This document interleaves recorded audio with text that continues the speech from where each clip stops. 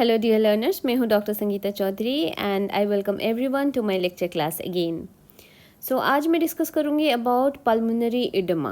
Pulmonary oedema जो है वो एक एक्यूट मेडिकल इमरजेंसी है।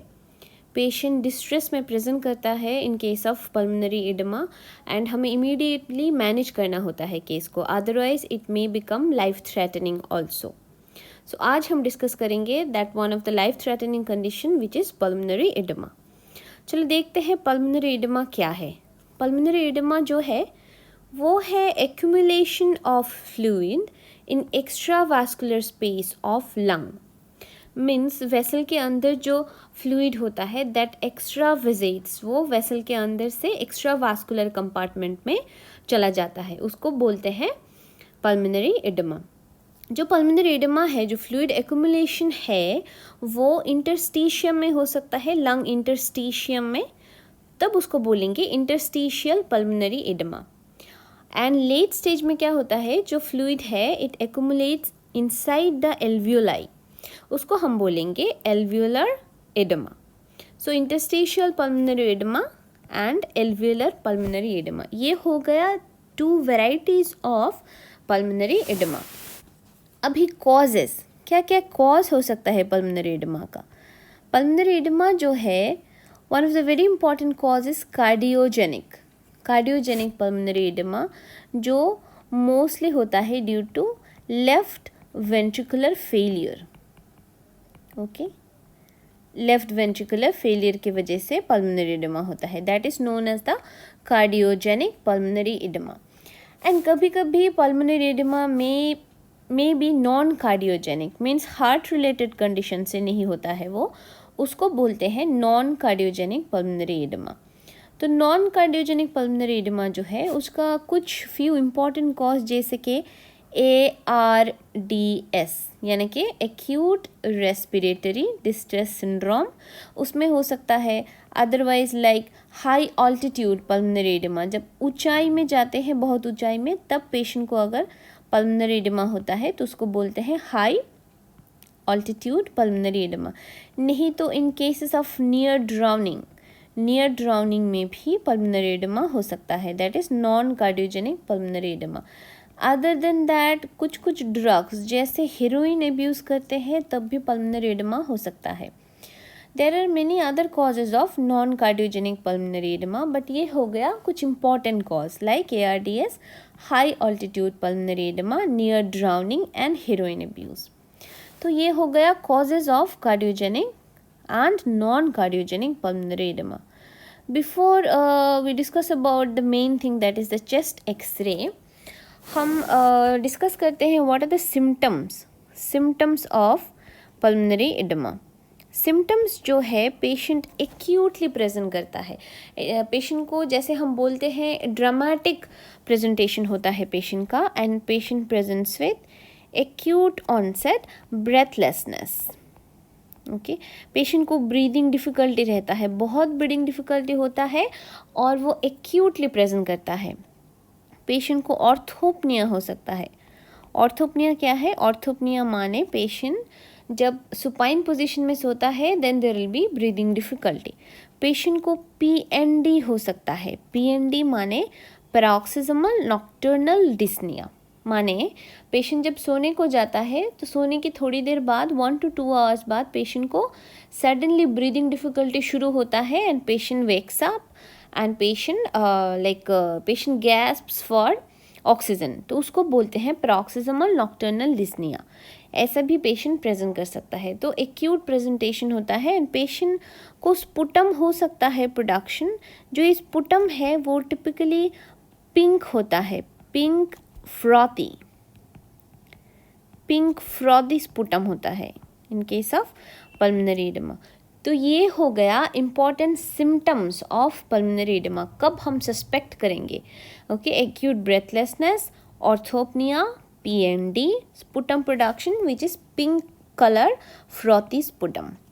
तो ये हो गया about symptoms of pulmonary oedema. अभी चलो देखते हैं about the main thing that is chest x-ray. Chest x-ray is very important for the diagnostic point of view. Diagnosis के लिए हम चेस्ट एक्सरे यूज़ करेंगे शुरू में जब पेशेंट आता है with all the symptoms what I have described.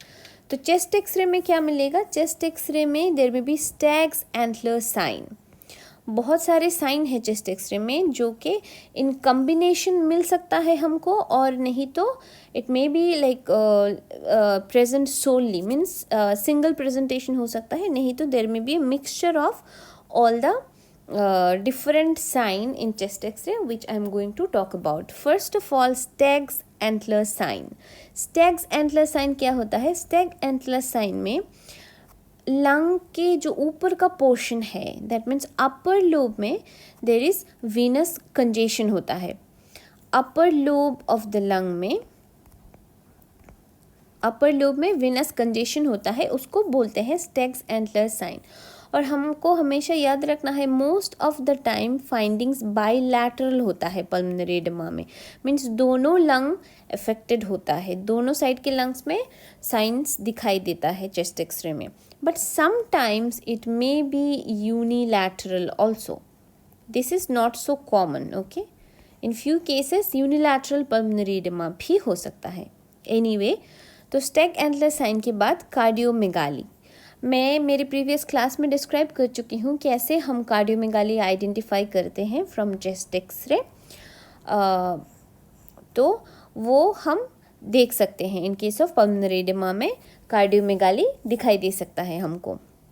Now coming to the findings of interstitial oedema, means जब इंटरस्टिशियल एडेमा होता है, लंग इंटरस्टिशियम में फ्लूइड जमा होता है, तब कैसा होता है findings? There will be peribronchial cuffing. Peribronchial cuffing माने जो छोटा छोटा एयरवे होता है, जो ब्रोंकाई होता है, उसका वाल थिक हो जाता है, it will look like this, peribronchial cuffing. ये हो गया wall of airways, small airways, okay, wall of small airways, उसका थिकनिंग हो जाता है, ऐसे थिक हो जाता है, इसको बोलते हैं पेरीब्रोंकियल कफिंग। हाइलर हेज, लंग के जो हाइलर रीजन होता है वहाँ पे जैसे हेजीनेस जैसा दिखाई दे सकता है। वेरी इंपॉर्टेंटली कर्ली लाइन और कर्लीज लाइन, ये क्या होता है कर्लीज लाइन? कर्लीज लाइन जो है, 3 टाइप का कर्लीज लाइन हमको मिल सकता है। तो चलो देखते हैं what are the types of Kerley's line. तो कर्लीज लाइन जो है ये Kerley A line, B line, नहीं तो सी लाइन हो सकता है। Most importantly and most commonly found is Kerley's B line. Kerley's B line जो है ये छोटा छोटा पैरेलल टू ईच अदर होता है, छोटा अप टू 1 सेंटीमीटर हो सकता है इसका length, and they are perpendicular to pleura. Suppose ये प्लूरा है, दिस इज द प्लूरा, ये जो बी लाइन होता है कर्लीज बी लाइन, ये परपेंडिकुलर टू प्लूरा रहता है, and they are parallel to each other. जैसे हम देख सकते हैं यहाँ पे, they are parallel to each other and perpendicular to the pleural surface. Most importantly, ये कहीं पे भी मिल सकता है, but most importantly they are found in the costophrenic angle, okay. Now Kerley's A line, Kerley's A line जो होता है, A for apex, apex area में दिखाई देता है लंग्स का कर्लीज ए लाइन, और they actually radiate from the hilar region, radiation जैसा दिखाई देता है, like this, okay, like this they radiate. And जो कर्ली सी लाइन है, C for central, okay, C for central means usually वो centre area में दिखाई देता है। They are distributed whole throughout the lung field. जो central area में दिखाई देता है, इसका पैटर्न रेटिकुलर होता है, ओके, रेटिकुलर पैटर्न जैसा होता है इसका, and this is actually least commonly found. Most commonly found जो है वो कर्लीज बी लाइन है। लास्टली देयर में बी इंटरलोबर सेप्टल थिकनिंग। तो ये हो गया findings of interstitial oedema. Alveolar oedema में क्या होगा? अगर एल्वियोलर स्टेज में एडेमा है पेशेंट को, एल्वियोलर एडेमा स्टेज है, तो लंग्स में कंसोलिडेशन दिखाई देगा, बाइलैटरल कंसोलिडेशन होगा, पेशेंट को बैट विंग्स अपीयरेंस जैसा दिखाई देगा, मीन्स द कंसोलिडेशन और the haziness will be spreading from the hilum like bat wings, like this, okay, bat wing. Lastly severe cases में प्लूरल इफ्यूजन हो सकता है पेशेंट को, and there is something known as phantoms tumour. Phantoms tumour और इसको vanishing tumour भी बोलते हैं, वेनिशिंग ट्यूमर। इसमें क्या होता है, there is accumulation of fluid in the interlobular septum. Okay, interlobular septum में फ्लूइड एक्युमुलेट होता है, जो कि with treatment it gets resolve. So ये जैसे एक ट्यूमर जैसा या फिर सॉलिटरी लंग नोड्यूल जैसा दिखाई देता है, बट विथ ट्रीटमेंट ये वैनिश हो जाता है। ओके, सो इसलिए इसको बोलते हैं वैनिशिंग लंग सिंड्रोम और वैनिशिंग ट्यूमर और फैंटम्स ट्यूमर। ओके, ये है due to accumulation of fluid in the interlobular septum. तो ये सारे हो गया x-ray changes, stag antler sign, cardiomegaly, signs of interstitial oedema like peribronchial coughing, hilar haze, Curley's line, interlobar septal thickening, then signs of alveolar edema like consolidation, bat's wing appearance, lastly pleural effusion and phantom's tumor. अभी हम देखेंगे the x ray finding. Okay, तो यहाँ पे हमारे पास एक x-ray है। Okay, this is from a patient who presented with acute onset of breathlessness. बहुत एक्यूट ऑनसेट ब्रीदिंग डिफ़िकल्टी लेके पेशेंट प्रेजेंट किए हमारे पास, एंड पेशेंट को ऑन लाइंग डाउन में ब्रीदिंग डिफ़िकल्टी हो रहा था, lying supine. Okay, means patient was having orthopnoea, patient also had episodes of PND and pinkish frothy sputum था. So all the typical manifestations or symptoms were there in this particular patient. अभी यहाँ पे हम देखें तो firstly हम बोले कि stag antler sign. तो here we can see there are some radiating vessels. Okay, radiating vessels from the hilum. इसको बोलते हैं stag antler sign. Okay, stag's antler sign जैसे हमने पहले डिस्कस किया था. तो ये हो गया स्टैग एंटलर साइन. नेक्स्ट हम बोले कि there will be cardiomegaly. So यहाँ पे हम देख सकते हैं the cardiac silhouette is quite large. हम कैसे कार्डियोमेगाली बोलते हैं, मैंने बोला पहले मेरे पहले क्लासेस में, we will draw an imaginary mid line like this, and mid line से जो हमने लाइन ड्रॉ किया उससे हम फर्देस्ट पॉइंट देखेंगे cardiac silhotica. So this is the furthest point on the left side and this is probably the furthest point on the right side. So we will suppose this is A and this is B. उसके बाद हमको interthoracic diameter लेना है. Suppose interthoracic diameter is C. So if A plus B divided by C ये अगर more than 50% होता है, okay, if it is more than 50 then हम बोलेंगे पेशेंट को कार्डियोमेगाली है. And from this chest x-ray ये बहुत ही एविडेंट है कि पेशेंट को यहाँ पे कार्डियोमेगाली है. Okay, so there is cardiomegaly. Stag antler sign है पेशेंट को, देन देयर इज़ कार्डियोमेगाली. उसके बाद हम बोले कि there will be sign of interstitial oedema. Interstitial oedema में मैं बोल रही थी there will be peribronchial cuffing. तो यहाँ पे अगर हम नोटिस करें तो we may C some पेरीब्रोंकियल coughing, जैसे कि मैं दिखाती हूँ. यहाँ पे अगर हम नोटिस करें you can see here the thick wall.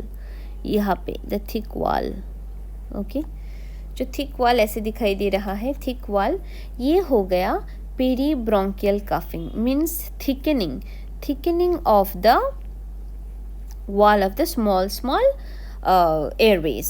Okay, तो ये हो गया. यहाँ पे भी आप देख सकते हैं, यहाँ पे, okay, this is also peribronchial cuffing. Here also you can see this is the one. So these are the peribronchial cuffing. उसके बाद मैं बोल रही थी कि पेशेंट को हाइलर हेज होगा. हाइलर रीजन में there will be haziness. Okay, and then I was telling Curley's line, Curley's A, B and C line. यहाँ पे अगर हम नोटिस करें very carefully then we can see that यहाँ पे कुछ perpendicular lines है. For example, this one. Okay, here is a whitish line which is perpendicular to the pleura and costophrenic angle में हमको दिखाई दे रहा है. Okay, so this is Curley's B line. Okay, Curley's B line. जो मैं बोल रही थी कि कॉस्टोफ्रेनिक एंगल में मिलता है, अराउंड 1 सेंटीमीटर होता है इसका length, and it is perpendicular to the pleural surface. Okay, so there are more lines यहाँ पे अगर हम नोटिस करें carefully, this is one, this is one, this is one, so they are all perpendicular to the pleural surface. So ये हो गया signs of interstitial oedema. Alveolar oedema में भी बोली there will be bat wings appearance. So यहाँ पे हम carefully देखें तो if you see, so this is the bat wing appearance. Okay, यहाँ पे there is congestion, so this is the bat wing appearance. Okay, ये हम देखते हैं in case of alveolar oedema. Okay, lastly में बोली there may be pleural effusion, may और may not be. Pleural effusion हो सकता है, नहीं भी हो सकता है, एंड फैंटम ट्यूमर हो सकता है. तो ये मैं ऑलरेडी डिस्क्राइब कर चुकी हूँ. Lastly I will show you the comparison of the chest x-ray before and after the treatment. तो ये हो गया द चेस्ट एक्सरे जो मैं अभी भी डिस्क्राइब कर रही थी इन माई प्रीवियस स्लाइड के. पेशेंट एक्यूट सिम्टम्स लेके आया, तो what were the findings in the patient's x-ray. So this is just when the patient arrived to us. और ये x-ray है after treatment. So you can just see the changes. कितना improve हो गया lung fill में. Lung fill में जो haziness था, जो कंजेशन था, वो बहुत ही improved हो गया in this chest x-ray after treatment.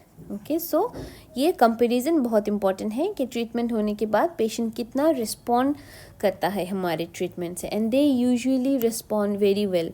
तो अगर हम डायग्नोसिस करते हैं ठीक से and we can treat on time, we may save the life of the patient. Okay, so ये था all about the chest x ray and a little bit details of the pulmonary oedema. Thank you so much मेरी class attend करने के लिए.